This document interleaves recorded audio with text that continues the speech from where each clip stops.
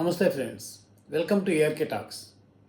Good touch, bad touch అంటే ఏది మంచి స్పెర్స్, ఏది దురుద్దేశంతో కూడుకున్న టచ్ పిల్లలకు అంటే ముఖ్యంగా ఆడపిల్లలకు చెప్పాలన్నది తల్లిదండ్రులకు పేరెంటింగ్లో ప్రథమ సూత్రం.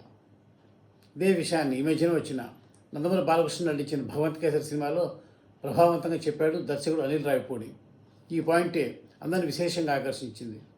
కౌమార దశలోని లేదా అంతకంటే చిన్న ప్రాయంలోని ఆడపిల్లలను రక్షించుకోవటం సమాజంలో అంతకందుకు కష్టంగా తల్లిదండ్రులకు సవాలుగా పరిగణిస్తున్న నేపథ్యంలో వారికి ప్రాథమికంగా ఎవరు వారిని ఏ ఉద్దేశంతో, ఆఖరికి దగ్గర వారైనా అపరిచితులైనా ఎవరైనా సరే వారిని ఏ ఉద్దేశంతో ముట్టుకుంటున్నారు, ఎక్కడ తాగుతున్నారు, ఏ టచ్ వెనకాల ఎలాంటి ఉద్దేశం ఉంటుంది, అలాంటప్పుడు వారు ఎలాంటి జాగ్రత్తలు తీసుకోవాలి అనేది ఆ సినిమాలో ప్రముఖంగా చర్చించారు. ఈ విషయాన్ని ప్రపంచవ్యాప్తంగా చాలా పాఠశాలల్లో అమలుపరుస్తున్నారు. ఈ విధానాన్ని బ్యాడ్ టచ్, గుడ్ టచ్ అనే విషయాన్ని పిల్లలకు తెలియజెప్పటాన్ని, ముఖ్యంగా ఆడపిల్లలకు. అయితే మన దౌర్భాగ్యం, మన భారతదేశం ముఖ్యంగా ఆంధ్రప్రదేశ్ దౌర్భాగ్యం ఏమిటంటే ఈ గుడ్ టచ్, బ్యాడ్ టచ్ అనే విషయాల గురించి ఒక ఆడపిల్లలకే కాదు, అంటే మగపిల్లలకు కూడా చెప్పాల్సిన సమయం వచ్చేసింది. ఇది ఎంతో అందరూ సిగ్గుపడాల్సిన విషయం. ఇలాంటి దగులు బాధ్యులు కూడా తయారయ్యారు తమ నికృష్టమైన కామవాంఛలకు. అటు ఆడపిల్ల మగపిల్ల అని కాదు, ఎవరైనా సరే వారిని నిస్సిగ్గుగా నిస్సంకోచంగా వారిని తమ కామ తృష్ణ చల్లార్చుకోవడానికి సమిధలుగా చేసుకుంటున్న దరిద్రులు అక్కడే ఇక్కడ కాదు, స్కూళ్ళలోనే తయారయ్యారు. అది కూడా కార్పొరేట్ స్కూళ్ళలోనే. మనం ఎంతో నమ్మకం పెట్టుకుని మన పిల్లలు ఎక్కడికో వెళ్ళిపోతారు ఆ స్కూల్లో చేరిస్తే అని కడుపు కట్టుకుని లక్షల రూపాయల ఫీజులు చెల్లించి మనం తిరిగి తిరగకపోయినా సరే మన పిల్లలైనా బాగుంటారు, వారి భవిష్యత్తు ఎంతో ఉజ్వలంగా వెళుతున్న ఉద్దేశంతో చెప్పించే కార్పొరేట్ స్కూళ్ళలోనే ఈ అమానవ కృత్యాలు కొనసాగుతున్నాయి.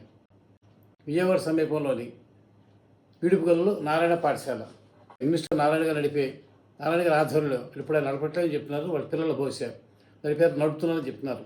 ఈ నారాయణ విద్యా సంస్థలకి రాష్ట్రంలోనూ దేశంలోనూ కూడా ఎంత పేరుందో మనందరికీ తెలిసిందే. ఇక్కడ అంటే విజయవాడ సమీపంలో ఈడుపుగల్లో ఉన్న నారాయణ రెసిడెన్షియల్ హై స్కూల్లో మగపిల్లల పట్ల, అక్కడ చదువుకుంటున్న 6 నుంచి 10వ తరగతి చదువుకుంటున్న చిన్నారుల పట్ల బోధనా సిబ్బంది అకృత్యాలకు తెగబడుతున్నారు.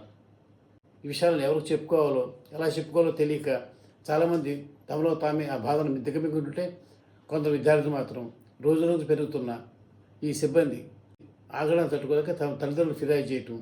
వారు వచ్చి ఒక వార్డెన్ ప్రసన్న కుమార్ అనేవాడు, తర్వాత అడ్మినిస్ట్రేటివ్ ఆఫీసర్ ఏవో శేశ్వరరావు అనేవాడు వారిని చితకబాదారు. అయితే యథావిధిగానే రంగప్రవేశం చేసిన పోలీసులు తల్లిదండ్రులకు సర్ది చెప్పేసి అలా పంపించేశారు బయటికి. ఈ సందర్భంగా తల్లిదండ్రుల ఆవేదన వర్ణనాతీతం. చదువుకుని ప్రయోజకులు తరఫున తమ పిల్లలు ఇలా అన్యాయంగా కామ తృష్ణతో పశువుల కన్నా హీనంగా ప్రవర్తిస్తున్న వారి బాధ చలనపడి తమ చిన్నారుల బతుకు బుగ్గిబాధ అవుతుందని ఇలా వారు కన్నీటి పరిమితమయ్యారు. సాక్షాత్ ఈ విషయాన్ని అంతకుముందే వారు కళాశాల ప్రతినిధికి, యాజమాన్యానికి, స్కూలు యాజమాన్యానికి తెలియజేసినప్పుడు కూడా ఫలితమేమి లేదని చెప్పారు. అయితే పోలీసుల జోక్యం వలన యథాప్రకారం ఇలాంటి స్కూళ్ళు ఇలాంటి సందర్భాల్లో ప్రదర్శించే చావు తెలితేట వలన చాలామంది తల్లిదండ్రులు ఆ తర్వాత మాట మార్చారు. తమ అబ్బాయిల పట్ల తమ అబ్బాయిని దురుసుగా ప్రవర్తిస్తున్నారు, అనుచితంగా దుర్భాషలాడుతున్నారు తప్పితే వారి మీద అంతకుముందు వారు ఆరోపించిన సెక్షువల్ హెరాస్మెంట్ ఏమీ జరగలేదని, వారిపై లైంగిక దాడి లాంటివి ఏమీ జరగలేదని తల్లిదండ్రులతో బలవంతంగా చెప్పించారు ఆ సోకాడ్ ఘనత వహించిన నారాయణ పాఠశాల వారు. ఇదంతా చూస్తుంటే నేను ముందే చెప్పినట్టు మీకు ఒక ఆడపిల్లలకే కాదు మగపిల్లలకు కూడా మనం మస్ట్గా గుడ్ టచ్, బ్యాడ్ టచ్, ఎవరు ఏ ఉద్దేశంతో ఆడైనా మగైనా సరే వారు టచ్ చేస్తున్నారు. అలాంటప్పుడు వారు బ్యాడ్ టచ్ వారు గుర్తిస్తే వాళ్ళు ఎలా స్పందించాలో అవన్నీ మనం వారికి ముందు నుంచే ట్రైనింగ్ ఇచ్చి ఆ తర్వాతే కార్పొరేట్ స్కూళ్ళకైనా కాలేజీలకైనా బయటకైనా పంపాలి. లేదంటే ఇలా నికృష్టులు అడుగడుగున అయిన వాళ్ళ రూపంలోనో, ఉపాధ్యాయుల రూపంలోనో, ఇతర సిబ్బంది రూపంలో పొంచి ఉంటారు. మన పిల్లల్ని కాటేస్తారు. తస్మాత్ జాగ్రత్త. రప్ప అంటూ ముందు ఆందోళన చేస్తున్నారని, పొట్టిన తర నరికారని వాళ్ళు రోడ్డు మీద నడిపించుకుంటూ తీసుకెళ్తున్నారు పోలీసులు గత కొంత రోజులుగా. పెరెడ్డి అంకుశం సినిమాలో రామిరెడ్డిని హీరో రాజశేఖర్ నడిపించుకు వెళ్ళినట్టుగా ఇలా ట్రీట్మెంట్ ఈ వ్యధలు కూడా ఇవ్వాలి.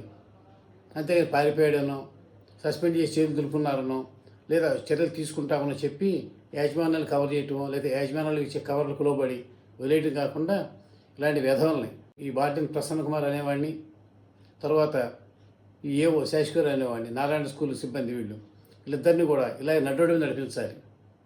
ప్రతి ఒక్కరికి మొహాలు చూపించాలి. అంతేకాకుండా ఇప్పుడు ఇలాంటి ఉదంతాలు ఈ మధ్యకాలంలో చాలా డిస్టర్బ్డ్గా ఉంటున్నాయి. ఇతర కొన్ని స్కూళ్ళల్లో పాఠశాలలు కూడా వినవస్తున్నాయి ఇలాంటి.